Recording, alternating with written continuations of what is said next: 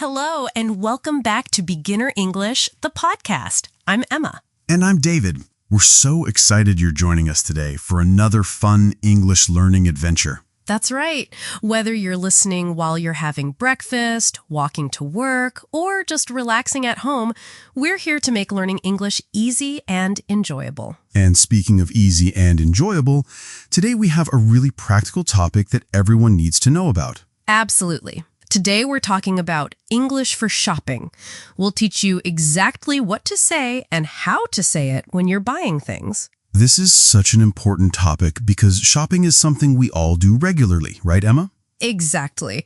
Whether you're buying groceries, clothes, or shopping online, knowing the right English phrases can make everything so much easier and less stressful. And don't worry if you're nervous about speaking English while shopping. By the end of today's episode, you'll feel much more confident. We'll cover 3 main shopping situations: grocery shopping, clothes shopping, and online shopping.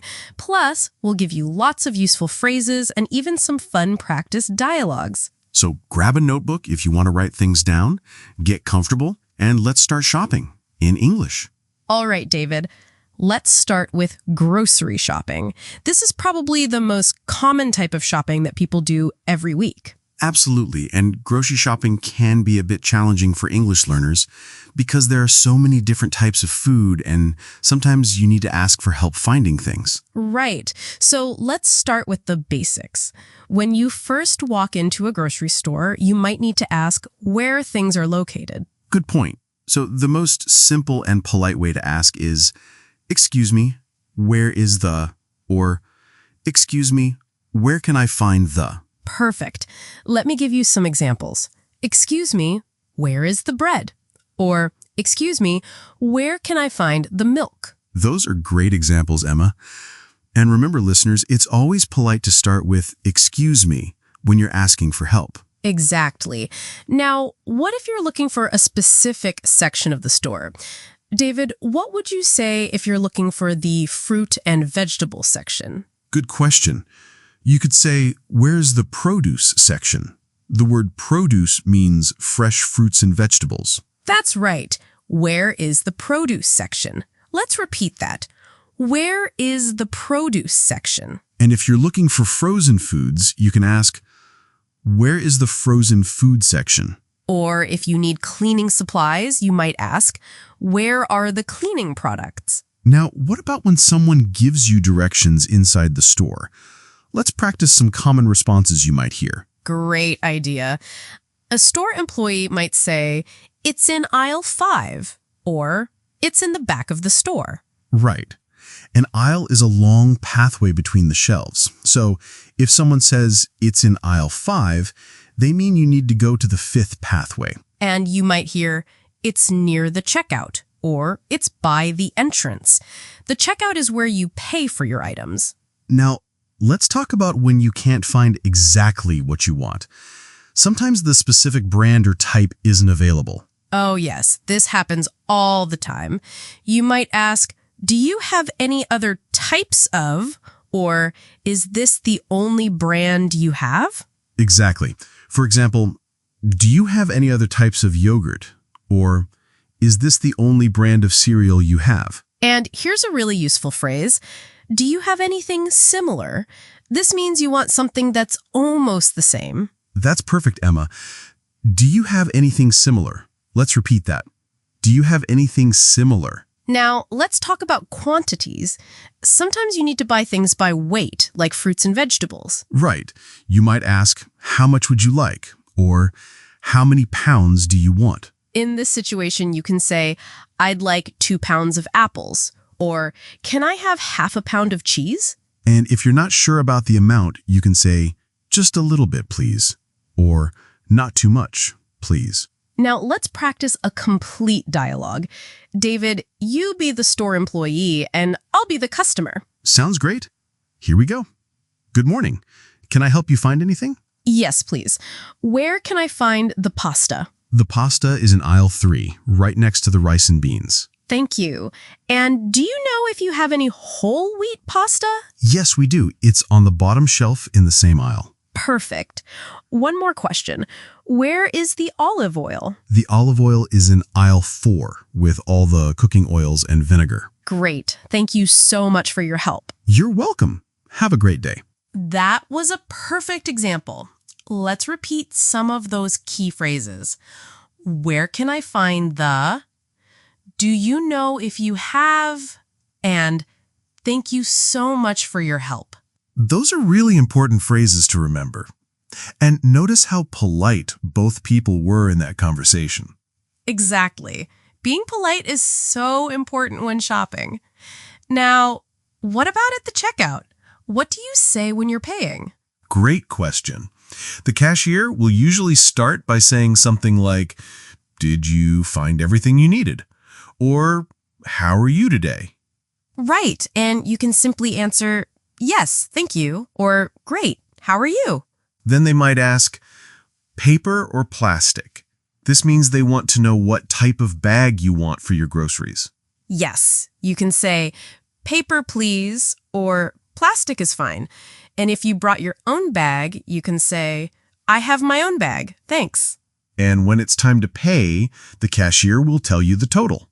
They might say, "Your total is $23.50.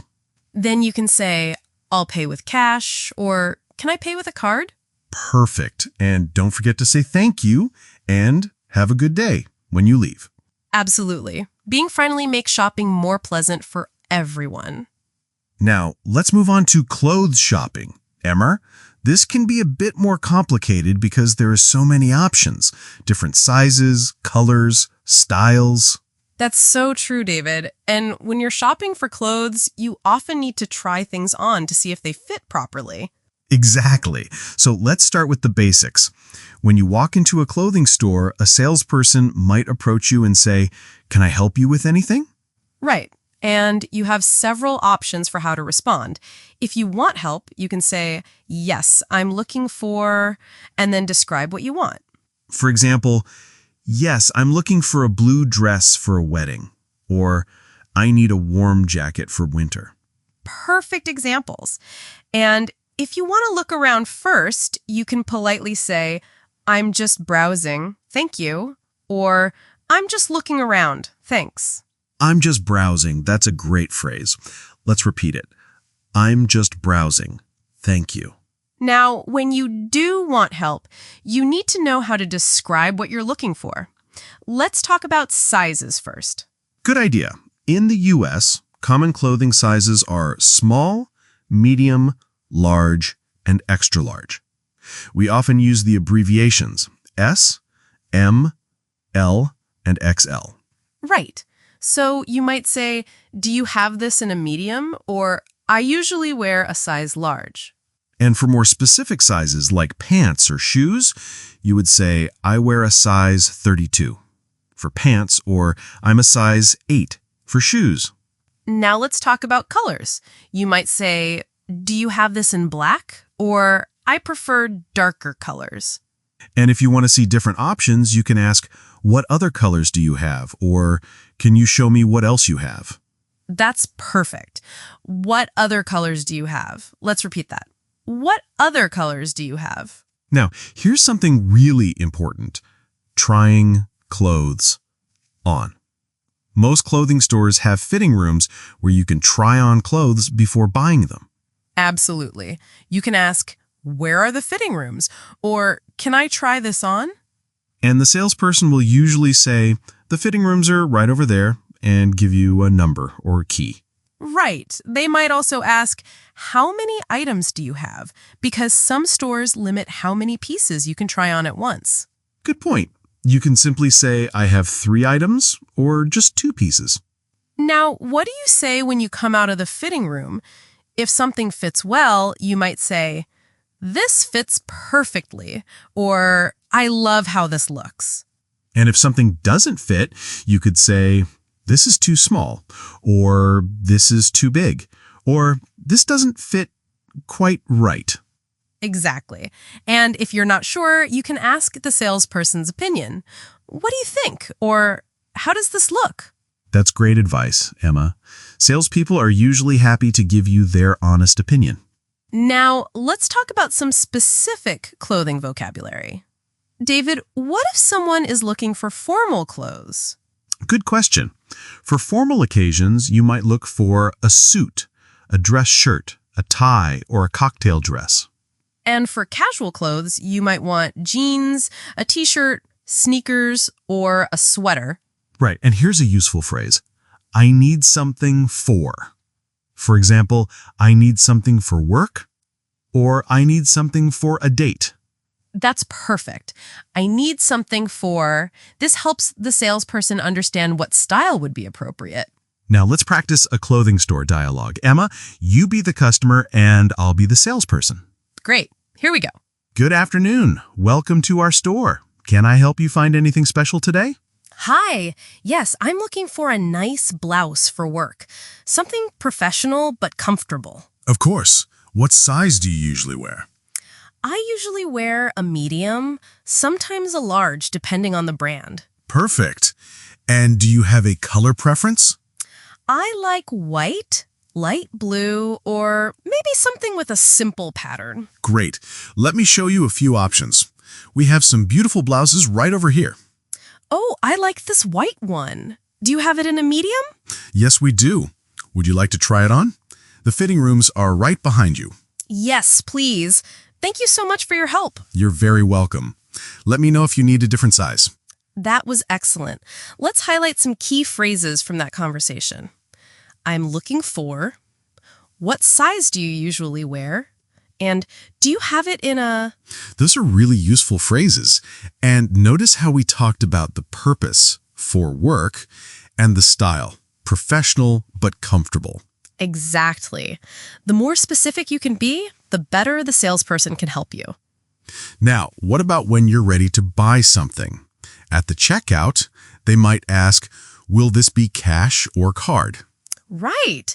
And they might also ask, do you need a receipt? You can say, yes, please, or no, thank you. And if you're buying clothes as a gift, they might ask, would you like this gift wrapped, or is this a gift? Good point. You can say, yes, it's a gift, or no, it's for me. And don't forget, if you buy something and it doesn't fit when you get home, most stores have return policies. You can bring it back. That's true. You can ask, what's your return policy before you buy something? Now, let's talk about online shopping, David. This is becoming more and more popular, and there are some specific English phrases that are really useful to know. Absolutely. Online shopping is convenient, but it can be confusing if you don't understand the vocabulary and common phrases used on websites. Right. Let's start with the basics. When you're browsing an online store, you'll see buttons and links with certain words. Do you know what add to cart means? Yes. Add to cart means you want to select that item for potential purchase. It's like putting something in your shopping basket in a real store. Exactly. And once you add items to your cart, you can click View Cart to see everything you've selected. That's right. And if you change your mind about something, you can usually click Remove to take it out of your cart. Perfect. Now, when you're ready to buy everything in your cart, you click Checkout. This starts the payment process. Checkout. Let's repeat that. Checkout. This is the same word we use in physical stores for where you pay. Now, during checkout, you'll need to enter your information. First, they'll ask for your shipping address. This is where you want your items delivered. Right. And they might also ask for your billing address. This is the address connected to your credit card or payment method. Good point. Sometimes the shipping address and billing address are the same, but sometimes they're different, like if you're sending a gift to someone else. Exactly. And speaking of shipping, let's talk about delivery options. You'll usually see choices like standard shipping, express shipping, or overnight delivery. Right. Standard shipping is usually the cheapest, but takes the longest time. Express shipping costs more, but is faster. And overnight delivery means you'll get your order the next day, but it's usually the most expensive option. Now, here's an important phrase, David. Estimated delivery time. This tells you approximately when your order will arrive. Estimated delivery time. Let's repeat that. Estimated delivery time. It might say something like 3 to 5 business days. And what does business days mean, David? Great question. Business days means Monday through Friday, not including weekends or holidays. Exactly. So if something says 3 to 5 business days and you order on a Friday, you probably won't get it until Wednesday or Thursday of the next week. Now, let's talk about product descriptions. When you're shopping online, you can't touch or try on items, so you need to read the descriptions carefully. That's so important. You'll see information like material, size, color, and sometimes customer reviews. Customer reviews are really helpful. These are comments from people who already bought the item. They tell you if they liked it or not. Right. You might see ratings like 4 out of 5 stars, or reviews that say, great quality, or runs small, order a size up. Runs small is a really useful phrase. It means the item is smaller than the size label suggests, so you should buy a larger size. And the opposite is runs large, which means you might want to buy a smaller size than usual. These are great tips, Emma. Now, what about when there's a problem with your online order? Good question. Sometimes items are out of stock, which means they don't have any available right now. Right. You might see currently unavailable or temporarily out of stock. This means you'll have to wait or choose a different item. And if you want to know when an item will be available again, look for notify me when available or email me when in stock. Those are really useful features. Now, what about returning items you bought online? Online returns are common. Most websites have a return policy that explains how to send items back if you don't like them. You'll usually see information about the return window. This means how long you have to return something. It might be 30 days or 60 days. And some online stores offer free returns, which means you don't have to pay to send items back. That's really convenient. Now, let's talk about some common problems and how to describe them. Good idea.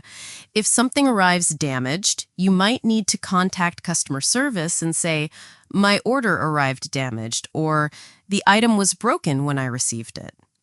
And if you receive the wrong item, you can say, I received the wrong product, or this isn't what I ordered.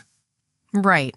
And if your package never arrives, you might say, my order never arrived, or I haven't received my package. These situations are frustrating, but most online stores have good customer service and will help you resolve the problem. Absolutely. And here's a useful phrase for talking to customer service. I need help with my order. Then you can explain the specific problem. Perfect. I need help with my order. Let's repeat that. I need help with my order. Now, let's practice a simple online shopping dialogue. Imagine you're calling customer service about a problem. Great idea. I'll be the customer service representative, and you be the customer. Thank you for calling. How can I help you today? Hi, I need help with my order. I ordered a red sweater, but I received a blue one instead. I'm sorry to hear that. Can you please give me your order number? Yes, it's 789-456-123. Thank you. I see your order here. You're absolutely right. You ordered red, not blue. I apologize for the mistake. That's okay. What should I do now? We'll send you a return label by email, and we'll ship the correct red sweater today. You should receive it in 2 to 3 business days. That sounds perfect. Thank you so much for your help. You're very welcome. Is there anything else I can help you with today? No, that's everything. Thank you again. That was a great example of how to handle an online shopping problem politely and effectively. Exactly. The key phrases were, I need help with my order, giving the order number when asked, and being polite throughout the conversation. And notice how the customer service representative apologized for the mistake and offered a clear solution. David, before we wrap up today's episode, let's review some of the most important phrases we learned. Excellent idea, Emma.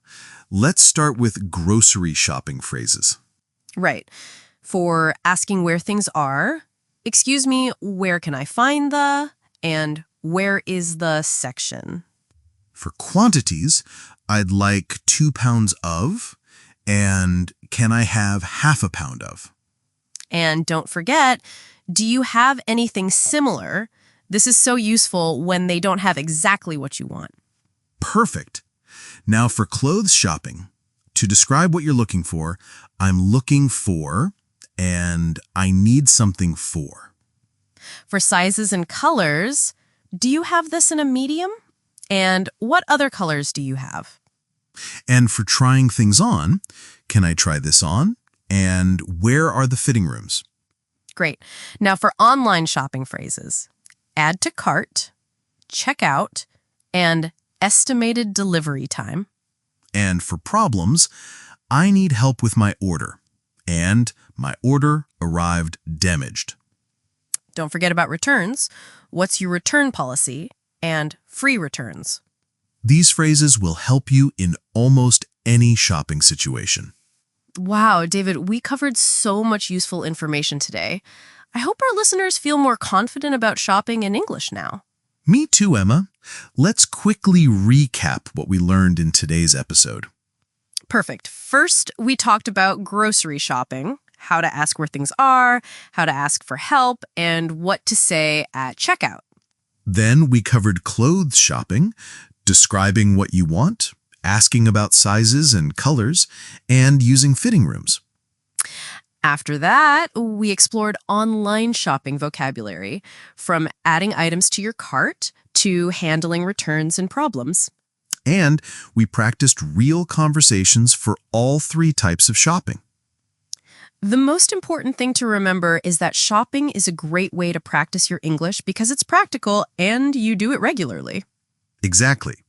Every time you shop, you have an opportunity to use these phrases and improve your English skills. And remember, don't worry about making mistakes. Most salespeople and customer service representatives are very patient and helpful. That's so true. They want to help you find what you need, so they'll work with you, even if your English isn't perfect. Now here's your homework for this week. Choose one type of shopping we discussed today and practice the phrases. Great idea. If you go grocery shopping this week, try asking, where can I find the milk? Instead of just looking for it yourself.